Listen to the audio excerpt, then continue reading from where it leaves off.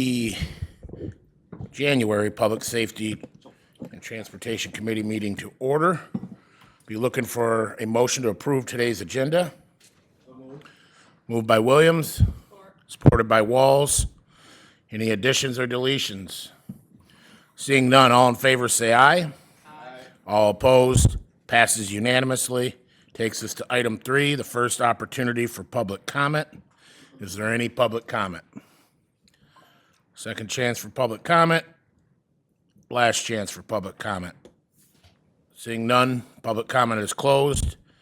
Takes us to item 4, committee items. 4A, be looking for a motion to approve last month's meeting minutes. Moved by Walls, supported by Williams. Any discussion? Seeing none, all in favor say aye. Aye. All opposed, that passes unanimously. Takes us to item B, appointments for January. We have a public member seat available for Region 2. It's vacant. We don't have an applicant. I will reach out to my townships and other organizations and would hope other committee members and commissioners do too.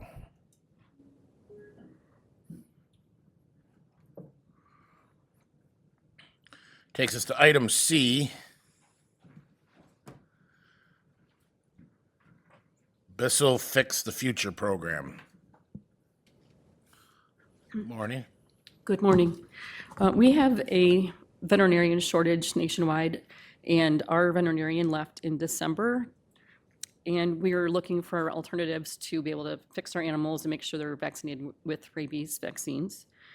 Bissell Foundation has a Fix the Future program where they provide relief veterinarians to come into the shelter and do high volume, high quality spay-neuter services. They would do our own shelter pets as well as community cats. We have a large community cat problem, and I know there's been a lot of constituents and citizens looking for solutions to that overpopulation of feral cats that are continually reproducing. This would enable us to do our shelter pets and community cats as well, because they can do 30 to 50 surgeries per day. So the cost to the county is already budgeted into our budget as far as pre-medications, equipment needed to sterilize the animals. The veterinarians are paid for by Bissell. So I'm looking for a motion to approve this MOU between Bissell and Jackson County Animal Shelter and send it to the committee for approval. Committee members, are there any questions? Commissioner Bear? Thank you. Good morning. Good morning. Sounds like a good idea to me overall. Looking at the memorandum of understanding, I'm not familiar with this acronym TNR. What is TNR?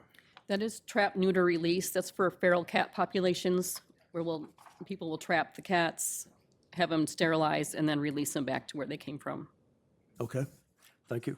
Under the memorandum, items 2.6, 2.7 specifies the minimum number of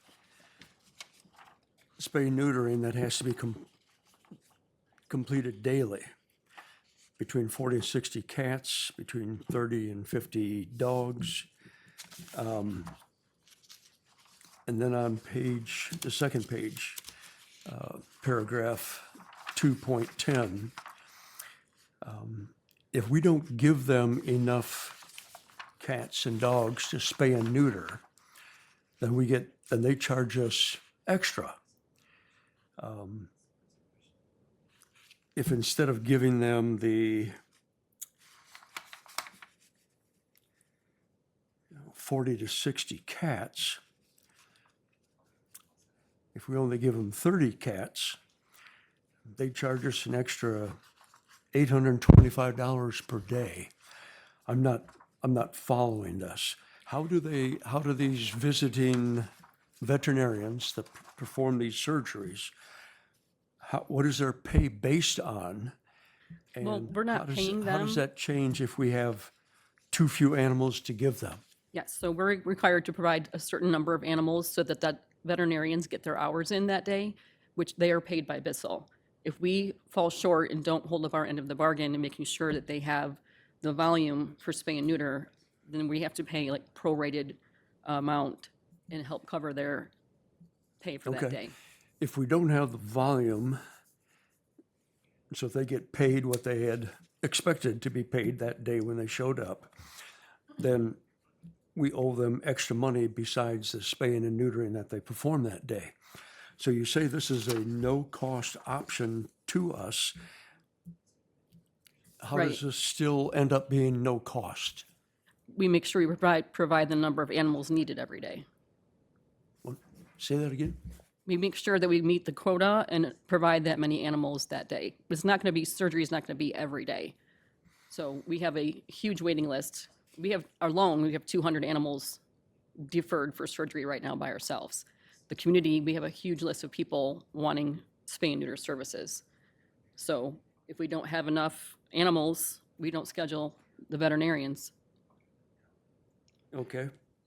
If I may. So we have enough cat and dog population that we expect to, in one day, complete between 40 and 60 cat and dog neutering. We have that many animals?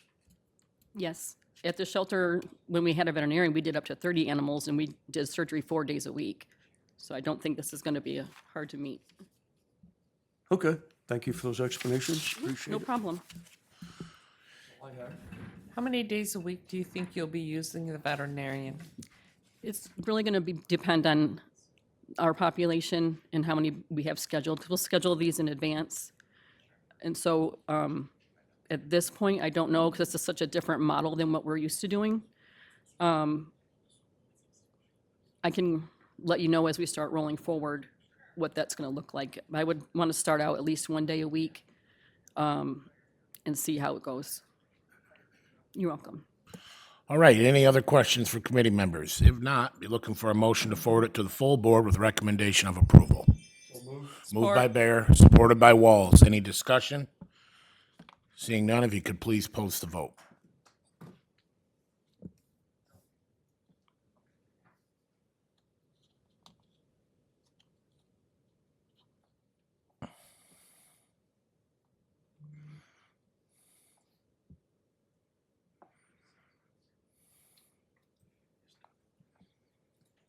Motion passes unanimously. Thank you. Thank Thank you, you. Letty. Have a great day. Have a good day.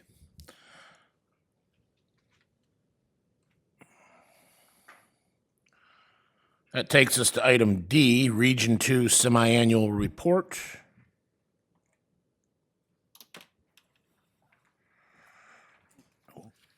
Morning, everyone. For those who don't know me, my name's Brett Gates. I'm with the Region 2 Planning Commission. Here just to give the semi-annual report. So I'll kind of just scan through it. So first I'll start with our metropolitan transportation planning. So between July 1st and December 31st of this past year, the JAX Policy Committee approved 28 total project amendments to the TIP, and 14 of these were in Jackson County. The new fiscal year 2026 through 2029 TIP was also adopted on June 18th and went effective beginning this fiscal year, so on October 1st, 2025. We also did PASER ratings for Jackson County. That was done on September 3rd and 4th. Our staff assisted JCDOT with those. Another thing of note is the Pure Michigan Byway Committee is a new initiative we have started.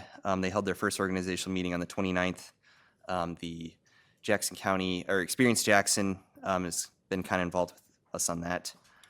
And also to cover the economic development,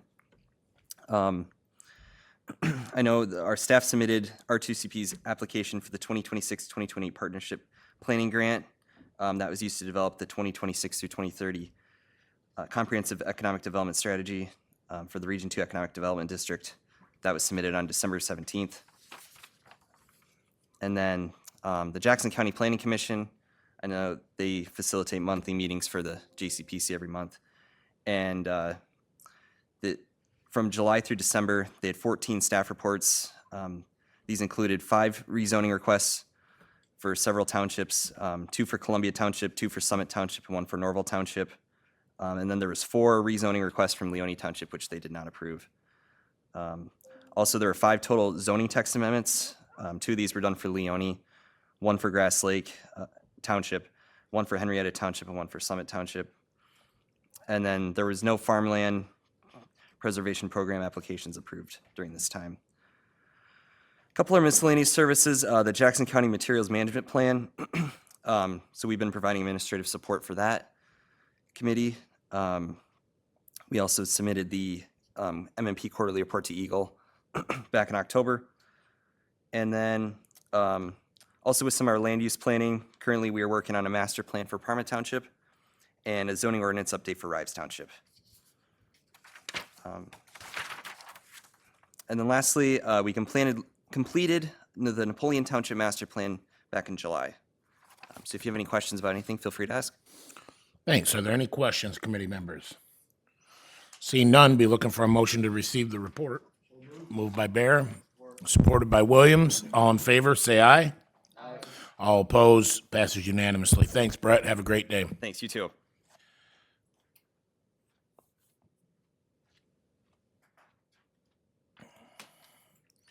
Takes us to item E, Jackson County Department of Transportation Monthly Report.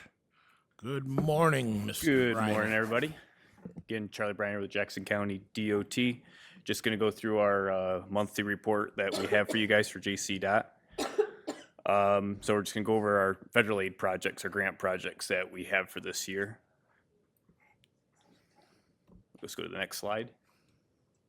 Our South Jackson tree removal project, that is beginning on January 19th. We are meeting with the contractor, making sure that we have the road closure set up for the first 2 miles that we're going to be doing between Kimmel and Jefferson Road. Once we do the 2 miles of that section, we'll close the next 2 miles.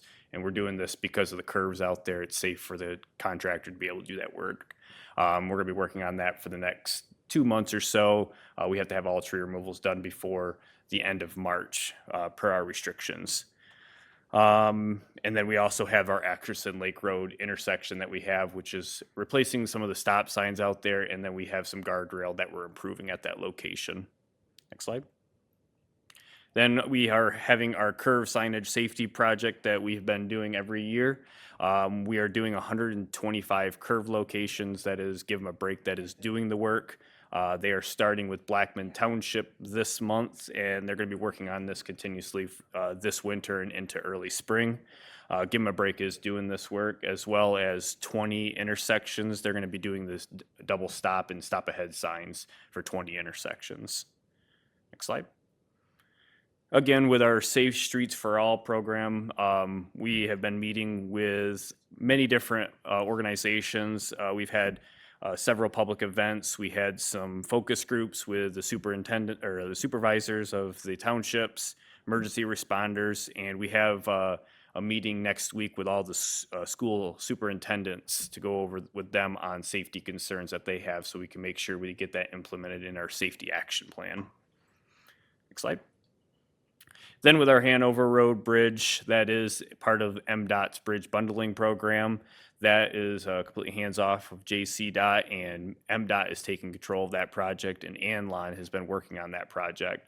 They are planning on getting a majority of that completed by spring of 2026. Once they get a little bit further with the pours of the abutments, we can provide you guys more of an update on when they plan on having that open to traffic. Next slide. And then with our maintenance.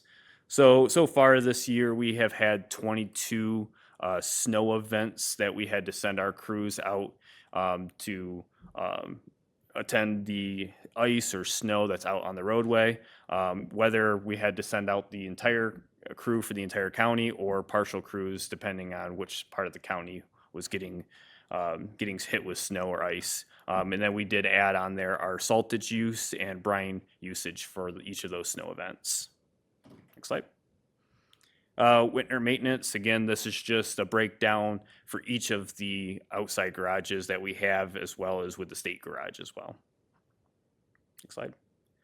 And then here's just a quick Q alert. So everything with our potholes and miscellaneous requests that we have had. So every time we get Q alerts, we have been trying to get on them as quickly as possible. Next slide.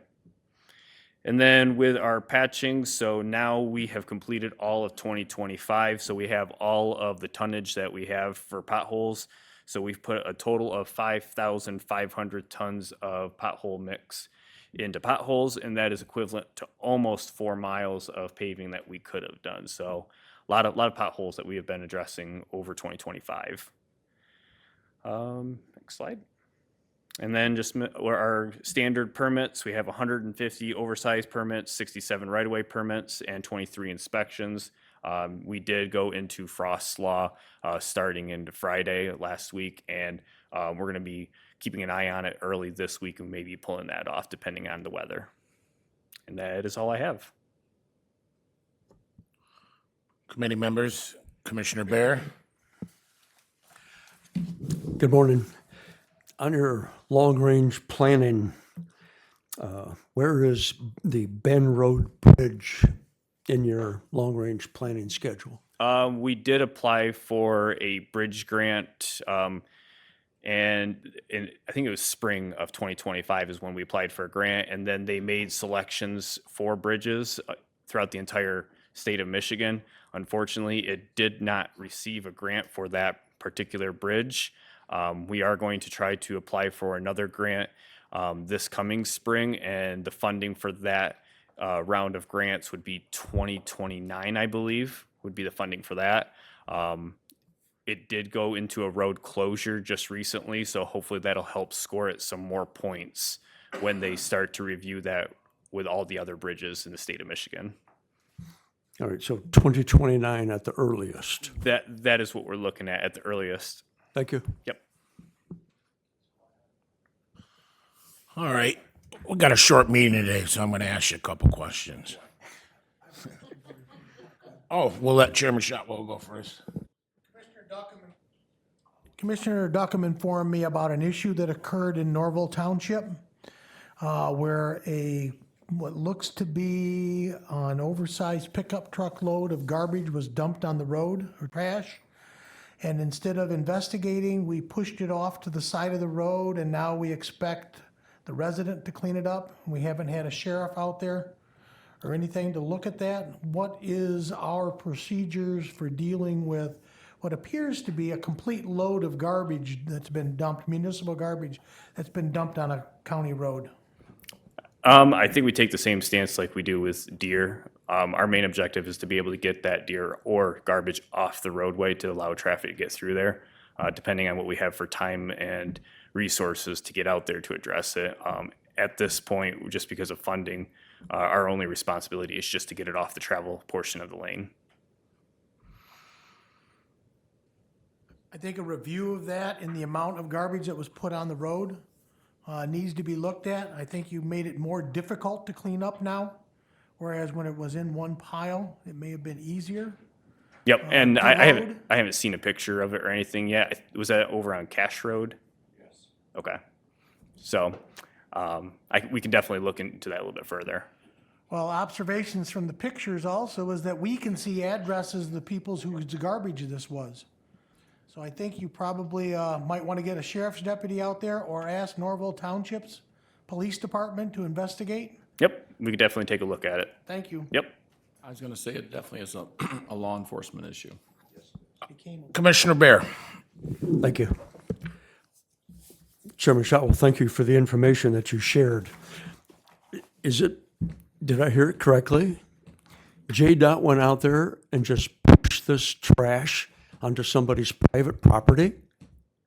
Is that what you did? That's what we did, correct. That should never happen. That should never happen. You don't push anybody's garbage onto private property. I believe it's actually in the right of way, but it's off the Yeah. roadway. Correct.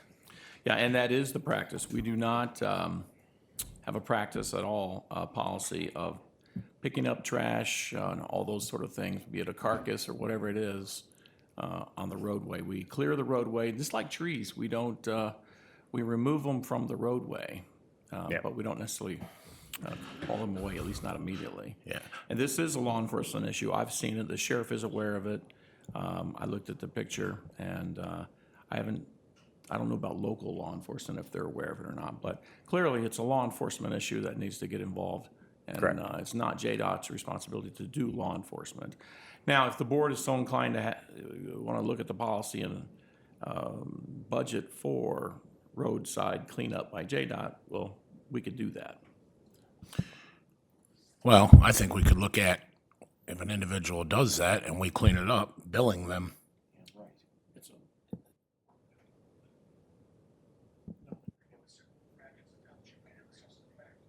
Says it goes that way. Yeah, it is a local issue with the townships as far as their law enforcement powers. And they could create an ordinance in which they fine people, correct? Some do already have them, correct? Yes. Okay. All right. Commissioner Pileski, Thanks for the courtesy, Mr. Chair. I appreciate the chance to, and I'll echo the chair's concern over that particular thing. I mean, from time to time, you get a bag or two or a dead deer. I get it.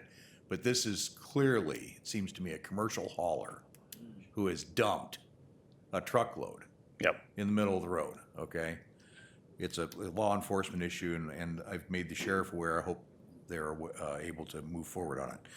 There was a series of emails I received concerning a tree on South Jackson Road. What's the status of that, and is there any alternative to the removal of the tree? We've met with the resident and a few other representatives out on the field. I think it was last week sometime.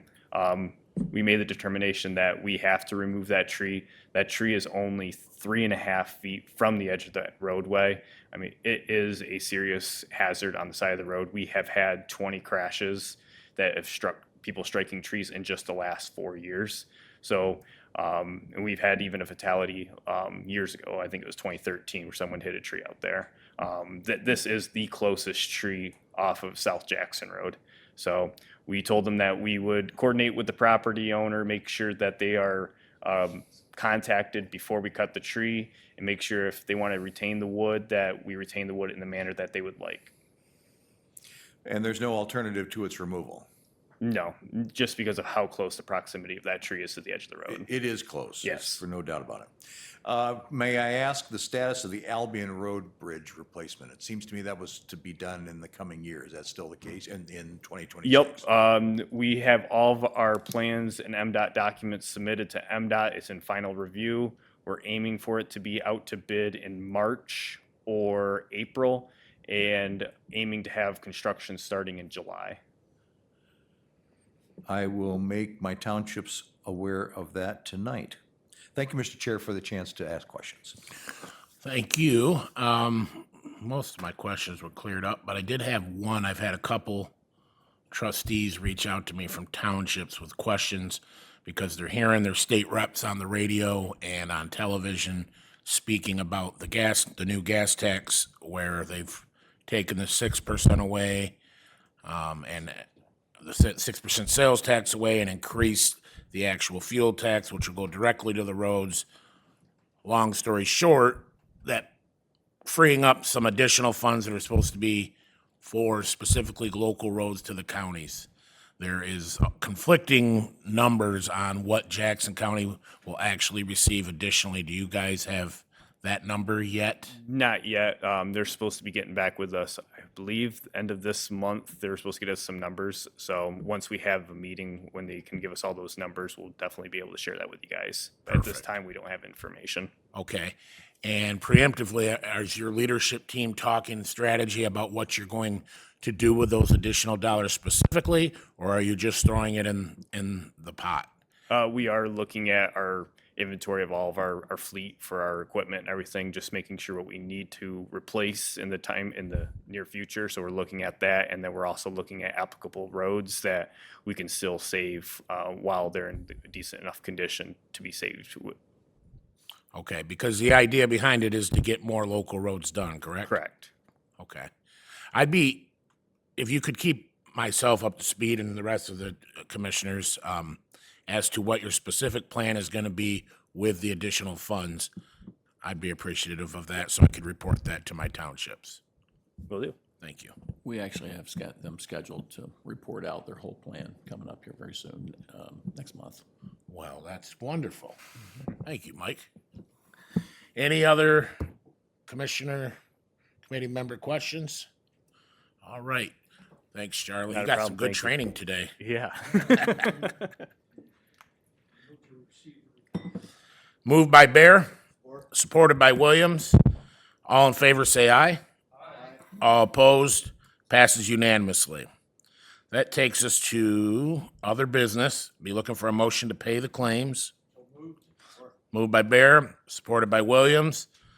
All in favor, say aye. All opposed, that also passes unanimously. Takes us to item 6, public comment. Is there any public comment? I see no members of the public comment, so I'll spare the 3 requests. Public comment is now closed. Committee member comments. Are there any committee member comments? Seeing none, meeting is adjourned.